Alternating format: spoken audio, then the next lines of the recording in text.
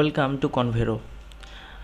AutoCAD 2007 এর বাংলা টিউটোরিয়ালে আপনাকে স্বাগতম।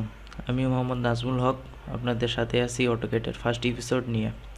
আজকে আমরা অটোক্যাড এর ইন্টারফেস নিয়ে কথা বলবো। এখানে আমরা সবার উপরে যেটা দেখতে পাচ্ছি সেটা হচ্ছে টাইটেল বার।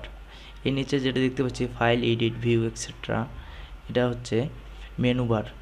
তার নিচে আমরা যেগুলো দেখতে পাচ্ছি সেটা হচ্ছে স্ট্যান্ডার্ড টুলবার। এর নিচে এখানে বিভিন্ন ধরনের লেয়ার আছে এবং আমরা এখানে যেটা দেখতে পাচ্ছি সেটা হচ্ছে লেয়ারের কালার। আমরা এখান থেকে বিভিন্ন ধরনের কালার ইউজ করে বিভিন্ন ধরনের লেয়ারের মধ্যে বিভিন্ন ধরনের কালার ইউজ করতে পারবো। এখানে আমরা যেটা দেখতে পাচ্ছি সেটা হচ্ছে বিভিন্ন লাইন। বিভিন্ন ধরনের লেয়ারের মধ্যে আমরা এখান থেকে বিভিন্ন ধরনের লাইন ইউজ করতে পারবো।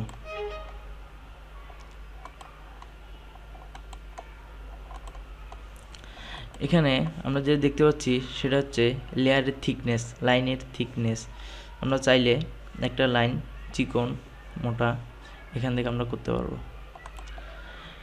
একদম সবার স্ক্রিনের সবার বাম পাশে যেটা দেখতে পাচ্ছি সেটা হচ্ছে ড্র টুলবার।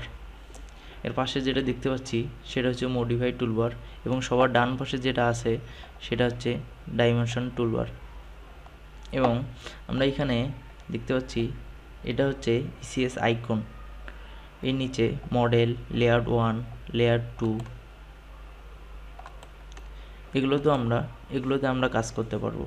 এবং সবার নিচে যেটা দেখতে পাচ্ছি snap, grid, ortho, plot extra, এটাকে বলা হয় স্ট্যাটাস টুলবার। এবং এই ইসিএস আইকন দিয়ে কোনো একটা পয়েন্টের কোঅর্ডিনেট আমরা জানতে পারি। ইন্টারফেস আজকের মতো এখানেই। If you like this video, give a thumbs up. If you have any inquiry, please write it in the comment box below, and don't forget to subscribe. Happy coding.